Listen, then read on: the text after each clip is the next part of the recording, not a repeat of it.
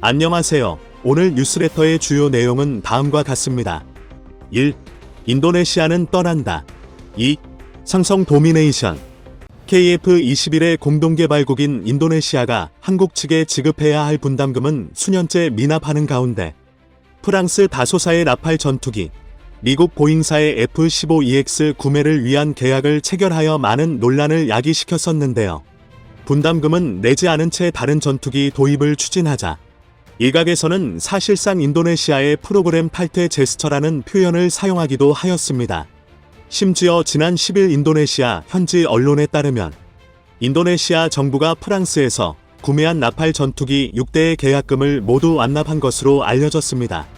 첫 번째 도입분인 6대의 라팔 전투기의 가격은 약 13억 달러 1조 7천억 원에 달하는데 공교롭게도 인도네시아가 부담한 KF-21의 20% 분담금이 약 1조 7천억으로 이를 접한 국내 네티즌들의 분노가 하늘을 찌르고 있습니다. 이런 상황 가운데 지난달 인도네시아는 프랑스 라팔 전투기 1차 도입분 물량인 6대를 인도받았고 프랑스 출신 조종사들을 불러다 방송에 내보내는 등 연일 라팔에 대한 칭찬을 늘어놓고 있는데요. 인도네시아는 KF-21 시제기도 못 받은 상황에서 비록 중고품 개량기지만 4.5세대 라팔 전투기를 받았으니 들뜬 마음을 감추지 못하고 있는데 기쁨도 잠시 전문가들은 인도네시아가 나머지 도입분 36대를 받지 못할 수 있다는 분석을 내놓아 충격을 주고 있습니다. 지난 13일 인도네시아 매체 존나 자카르타는 라팔이란 이름은 최근 골칫거리가 되고 있는데 제조사인 프랑스 데솔트 에이비에이션 공장의 생산 능력이 뒤떨어지기 때문이다. 전 프랑스 해군 조종사 피에르 앙리는 라팔은 아직 팔 준비가 되지 않았고 아주 완성되지 않았다. 결국 이러한 문제는 프랑스 공군 조종사들이 정해진 비행 시간을 충족시킬 수 없게 만들었다고 하였습니다. 즉, 생산 라인이 제대로 가동되지 않은 상황에서 프랑스 다소사는 무리하게 해외 판매를 진행하였고 결국 예정되어 있던 프랑스 공군 납기마저 미뤄지고 있는데 심지어 해외에 중고품을 껴서 팔아 극심한 재고량 부족으로 조종사들이 훈련할 기체마저 없다는 것인데요. 프랑스 전문 조종사들은 연간 180시간을 비행해야 하는 NATO의 기본 요구를 충족하지 못하여 올해 162시간, 내년에는 147시간이 전부일 것으로 예측됩니다. 이에 프랑스 내부에서도 비판의 목소리가 거세지고 있습니다. 프랑스 국회의원인 프랑크 길레티는 군사적으로 우리는 국가의 전투기 조종사들이 더 준비되어 있어야 한다며 이러한 혼란은 다소사가 라팔 전투기 생산에 어려움을 겪었기 때문이라고 말했습니다. 프랑스 길레티 의원은 자국 수량 보호 법안을 발의해 재고 확 보이기 전에 판매 수출 승인 거부권을 행사하도록 조처하고 있는데요. 이로써 인도네시아가 받아야 할 나머지 36대 도입의 시기가 크게 늦춰질 것으로 보입니다.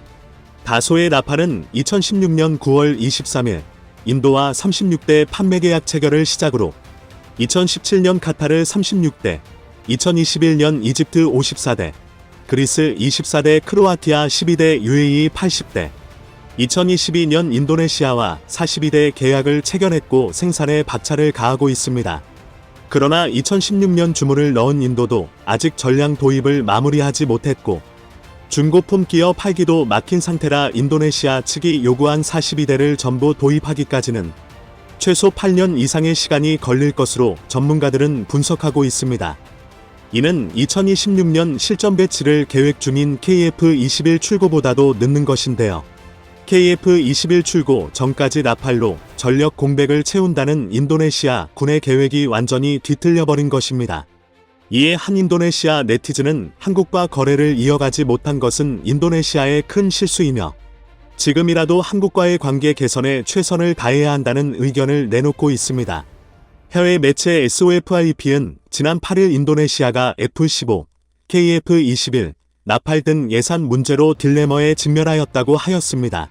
특히 블룸버그에 따르면 F-15EX 도입 관련 인도네시아와의 협상을 진행 중인 보잉 경영진이 인도네시아가 전 세계적인 개망신을 당하고 있다고 하는데요. 매체 역시 동남아시아 최대 경제국을 상대로 보잉사는 자금에 대한 우려를 표하는 중이라고 꼬집었습니다. 프라보오 수비안토 인도네시아 국방부 장관은 우리는 분할 지불 방식으로 구매할 수 있어야 한다고 분명히 요청했다. 한 번에 모든 것을 할 수는 없다고 하였는데 보잉 경영진은 이미 KF-21 분담금 관련 할부 미납 사건을 익히 알고 있는 만큼 일시불 지급이 아니면 계약을 체결할 생각이 없다고 못 박은 상황입니다. 인도네시아가 라팔 전투기 6대에 1조 7천억을 태우면서 돈이 없다는 그동안의 주장은 모두 허구인 것이 증명되었는데 왜 인도네시아는 한국과의 약속을 어기면서까지 다른 전투기에 눈을 돌리고 있는 것일까요? 이 뒷배경에는 현인님 국방부 장관 프라보어가 있습니다. 프라보어는 현 야당을 이끌고 있으며 대통령 조코 위도도와는 정적 관계로 이미 2번의 대선에서 낙선하였지만 2024년 대통령 선거의 대선주자로 나설 계획입니다. KF-21 공동개발 프로젝트가 전 정부의 업적이 될 것이 뻔한 상황에서 프라보어는 자신의 정치적 입지를 위해 무리한 문어발 전투기 도입 사업을 추진하고 있는 것이죠.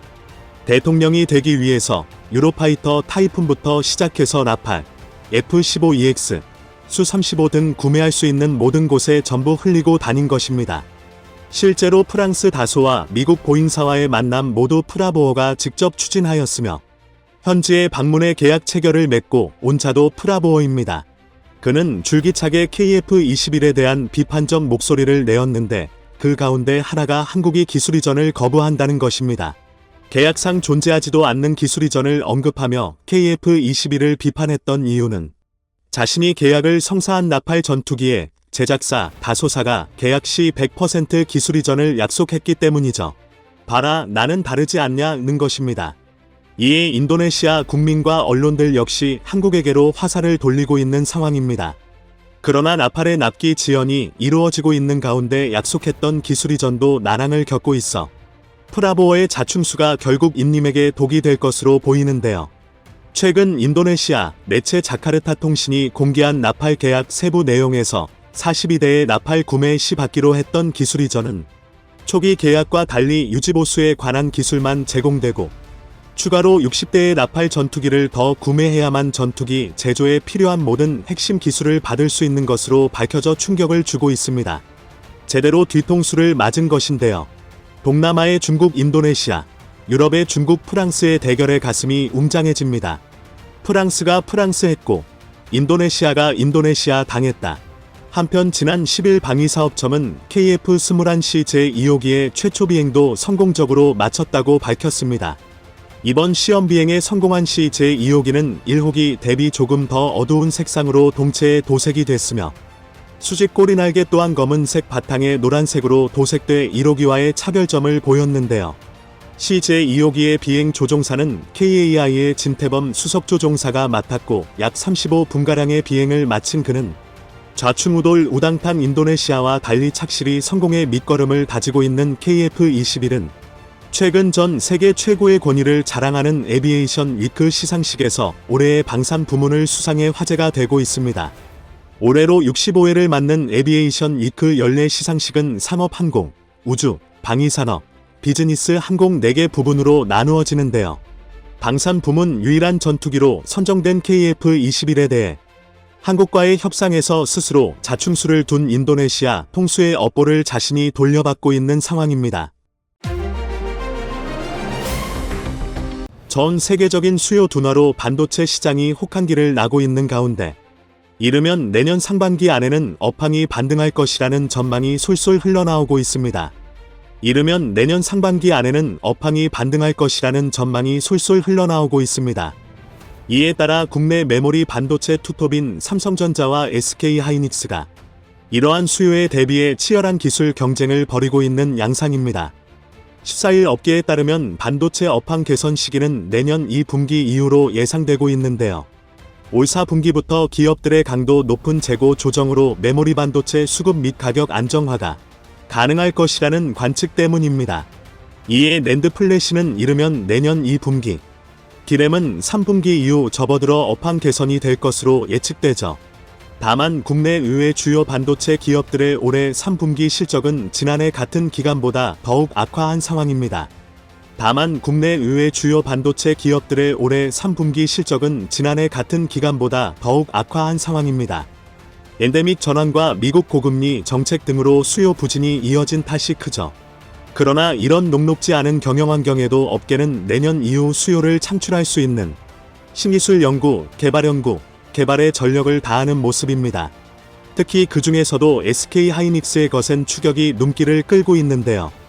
최근 차세대 저전력 유고사양 모바일 반도체 LPDDR5X 양산 계획을 밝힌 것인데, 세계 최초로 하이K 메탈게이트 이하 HKMG 공정을 HKMG 공정은 반도체 공정의 미세화에 따른 누설 전류를 막기 위해 유전율 상수 K가 높은 물질 하이K를 적용했다는 의미인데요. 이번에 하이닉스가 언급한 제품은 국제 반도체 표준협의기구가 정한 초저전압 범위인 1.01에서 1.12V에서 작동합니다. 이전 세대 대비 소비 전력을 25% 줄여 업계 최고의 전력 효율성을 확보한 것이 특징이죠. 모바일용 D램으로 분류되는 LPDDR5X는 주로 스마트폰이나 노트북, 태블릿 등에 사용되는데요. 일반 D램과 비교해 크기도 작고 전력도 더욱 적게 먹는 것이 특징입니다. 규격명의 LP로 파워가 붙을 정도로 저전력 소비가 최대 관건이죠. 아울러 LPDDR5X의 경우 저전력뿐만 아니라 이전 세대 대비 33% 빠른 8.5 Gbps/초당 기가비트의 동작 속도를 자랑합니다. 이는 삼성전자가 지난달 LPDDR5X로 업계 최고 동작 속도인 8.5 Gbps를 구현했다고 발표한 지 한 달 만입니다. 반도체 업계에서는 향후 이런 저전력 D램을 둘러싼 기술 경쟁이 더욱 활발해질 것으로 관측되고 있는데요. 그간 모바일 기기에만 탑재됐던 것과 달리 향후 인공지능 및 전기차 등 활용 범위가 넓어질 전망이어서입니다. SK하이닉스가 이처럼 모바일용 D램에서 바짝 추격을 가해오자 삼성전자는 또 다른 메모리 반도체인 낸드 플래시 영역에서 기술력을 과시하고 있습니다. 최근 삼성전자는 세계 최대 용량인 1TB 비트 8세대 V버티컬 낸드 플래시 양산에 들어간 상태이죠. 지난해 말 176단 7세대 V낸드를 출시한 지 약 1년 만인데, 업계에서는 이번 낸드 플래시 제품 적층 단수를 236단으로 추정하고 있습니다. 단은 데이터를 저장하는 셀 층수를 의미하는데, 몇 층으로 이 셀을 쌓을 수 있느냐에 따라 데이터 저장량이 결정되는데요. 아울러 적층 자체도 고도의 기술력을 요하고 있죠. 앞서 미국 메모리 반도체 업체 마이크론 테크놀로지가 세계 최초로 200단 이상 낸드를 양산해낸 바 있지만, 삼성전자는 이번 신제품이 업계 최고 수준의 비트 밀도의 고용량 제품으로 웨이퍼당 비트 집적도가 이전 세대보다 대폭 향상됐다며 원가 경쟁력을 자신하는 모습입니다. 이는 미국 마이크론, SK하이닉스, 중국 TSMC 등 후발주자들의 거센 추격 앞에서도 삼성전자가 시장 지배력을 유지할 수 있는 발판이 될 것으로 보입니다. 사실상 한국의 기업들이 반도체 기술력으로 세계 시장을 씹어먹는 모습을 보이자, 이에 배가 아팠던 일본 반도체 기업들이 급성장하고 있는 전력 반도체 시장에 잇따라 뛰어들고 있습니다. 메모리 반도체에 비해 첨단 공정이 필요치 않고 수익성이 높지 않다는 이유로 그동안 주목을 받지 못했던 전력 반도체는 전기차 시장이 빠르게 성장하면서 일본 기업들은 이미 한국의 삼성과 대만 TSMC가 장악한 메모리 반도체 분야에서는 승산이 크지 않다고 보고, 소재, 장치 분야에서 가진 강점을 활용해 전력 반도체 시장의 주도권을 쥐겠다는 계획을 세우고 있습니다. 전력 반도체는 전기를 동력으로 바꾸는 데 쓰이는 반도체를 통칭하죠. 같은 제품 내에서도 부품마다 전압과 전류가 흐르는 방식의 차이가 있기 때문에 전력 반도체는 전압을 조정하고 전류의 흐름을 바꿔주는 역할을 합니다. 그간 전력 반도체는 백색 가전 등에 주로 이용됐으나 이제는 전기차 성능 향상을 위해 없어서는 안 될 핵심 부품이 됐는데요. 이중 차세대 모델로 알려진 실리콘 카바이드식 탄화규소 반도체는 인공 화합물을 소재로 사용해 단일원소인 실리콘만 사용하던 기존 반도체보다 전력 효율이 월등히 높다는 것이 특징입니다. 일본 조사업체 후지 게이 자이의 조사에 따르면 세계 전력 반도체 시장은 올해 기준 2조 3,386억엔에서 2030년 5조 3,587억엔으로 2.6배 성장할 것으로 전망되는데요. 이중 차세대 실리콘 카바이드 전력 반도체 시장은 올해 기준 1,206억엔에서 2030년 9,694억엔으로 12.8배 성장할 것으로 예측됩니다. 이에 일본 기업들은 전기차 수요가 증가한 지금이 전력 반도체 시장을 키울 수 있는 적기라 보고 일제히 증산에 박차를 가하는 중이죠. 지난 1일 이온게이자이 신문은 일본의 반도체 기업 OMH 차세대 실리콘 카바이드 전력 반도체의 양산에 돌입했다고 밝혔습니다.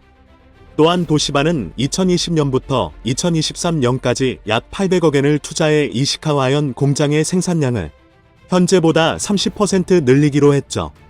반도체 기판으로 쓰이는 실리콘 웨이퍼를 월 15만 장에서 20만 장으로 생산을 확대하고 연 1,500억엔에 이르는 매출을 2,000억엔까지 늘리겠다는 계획입니다. 호시전기도 같은 기간 국내외에 1,200억엔을 투자해 실리콘 웨이퍼 공정 생산 능력을 2019년 대비 30% 끌어올리기로 했죠. 전력 반도체의 일종인 IGBT 절연 게이트 타입 바이폴라 트랜지스터 모듈 분야에서 전력 반도체의 일종인 IGBT 절연 게이트 타입 바이폴라 트랜지스터 모듈 분야에서 세계 시장 점유율 2위 자리를 지키고 있는 미쓰비시 전기는 전자제품 업체 샤프의 공장을 매입해 제품 생산을 증대하기로 하기도 했습니다. 또한 지난해에는 200억엔을 들여 새 공장을 설립해 11월부터 가동에 들어갔는데요. 일본은 메모리 반도체에서는 한국 삼성전자에 비해 뒤처지고 있지만 전력 반도체에 있어서는 독일, 미국과 함께 3강 구도를 갖추고 있는 상황입니다. 일본은 메모리 반도체 분야에서는 한국의 삼성전자를 이길 수 없다는 결론을 내고 전력 반도체의 투자를 확대해 이 시장의 주도권을 더욱 공고히 한다는 계획인데요. 2년 주기로 기술 난도를 높이며 7나노미터 메모리 반도체 시장에서 격전을 벌이던 삼성전자와 TSMC는 이 제3mm를 두고 기술 경쟁을 벌이고 있습니다. 하지만 1980년대까지 반도체 시장을 주름잡던 일본 기업들은 현재 주력 반도체로 40mm를 생산하는데 그치고 있죠. 반면 전력 반도체 분야에서만큼은 아직도 일본이 적지 않은 시장 점유율을 가지고 있다는 분석인데요. 영국 시장조사업체 옴디아에 따르면 세계 전력 반도체 시장 규모는 약 15조 3,600억 원 규모로 이 중 일본의 미쓰비시와 도시바, 호시전기 3개사가 시장의 20%를 점유하고 있는 것으로 분석되었습니다. 비록 삼성전자와 TSMC보다 미세공정 기술은 뒤처지지만 반도체의 핵심 소재와 장비 생산에 강점을 가진 덕에 일본은 전력 반도체 시장에서 경쟁력을 확보할 수 있었죠. 한편 일본 정부는 반도체 경쟁력 육성을 위해 기업들을 대상으로 전폭적인 지원에 나서는 모습인데요. 경제 안보의 핵심이자 미래 산업의 주요 자원인 반도체를 안정적으로 수급하려면 두 손을 놓고 있어서는 안 된다는 판단으로 보입니다. 이 중 1조 3천억엔 12조 2,764억 원을 반도체 산업에 투입하기로 했는데요. 우선 3,700억엔의 예산으로 전력 반도체의 필수 부품이 되는 실리콘 웨이퍼와 차세대 전력 반도체에 쓰이는 탄화규소를 확보하기 위한 공급망을 구축하겠다는 계획입니다. 일본은 미국과 손잡고 2020년대 후반부터 2mm의 반도체가 생산될 수 있도록 반도체 연구 거점을 설립하는데 3,500억엔을 투입하는 모습을 보이기도 했는데요. 이 밖에도 반도체 기업들이 국내에서 생산 거점을 확보할 수 있도록 4,500억엔 규모의 보조금도 대폭 지원할 방침이라고 전했습니다. 일본의 공장을 신축하기로 한 TSMC와 세계 낸드플래시 3위권 업체인 일본의 키옥시아, 미국의 마이크론 테크놀러지에 대한 자금 지원이 이에 포함되고 있죠. 또한 도요타 자동차와 소니 등 일본 유력 기업 8곳이 모여 설립하는 첨단 반도체 회사 네피더스에도 연구개발 거점 정비 비용 등 700억엔을 지원하기로 했습니다. 새 회사의 명칭은 네피더스로 라틴어로 빠르다는 뜻을 가지고 있죠. 슈퍼컴퓨터와 자율주행 인공지능 스마트시티 등의 필수적인 이나노급 첨단 반도체를 2027년부터 양산한다는 목표를 세운 것입니다. 여기에는 도요타와 키옥시아, 소니, NTT, 소프트뱅크, NEC 등의 출자가 예정되어 있죠. 일본 정부가 연구개발 거점의 기초를 다지는데 700억 원을 지원하고 토요타, NTT, 소니, 키옥시아 등 7개 회사가 각각 10억엔 그리고 미쓰비시 은행은 3억엔을 출자할 것으로 알려졌습니다. 네이시무라 경산상은 새로운 회사 설립에 자금을 지원하는 것 외에 미국 IBM 등과 차세대 반도체 공동 연구를 담당하는 새로운 조직을 세우고 양산과 연구 부분에서 국산화를 목표로 하고 있다는 설명을 했죠. 그들은 삼성과 인텔 TSMC의 파운드리 개발 일정까지 소개하며 자신들이 따라잡을 수 있다는 자신감을 보인 상태입니다. 신규 회사에는 세계적인 반도체 장비 회사인 도쿄 일렉트론의 전 사장과 미국 웨스턴 디지털 일본 법인장 등 반도체 경험이 풍부한 이들의 합류도 예정되어 있죠.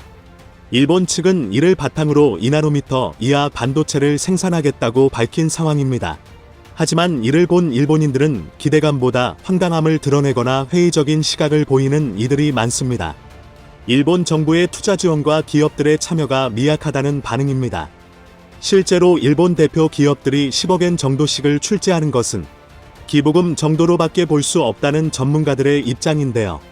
이들은 마지못해 이름을 올렸고 반도체 성공에 대한 기대가 없음이 드러났다는 평가입니다. 이와 대비되게 삼성전자는 연구개발비로만 올해 3분기까지 18조 원 이상을 투입한 것으로 나타났는데요.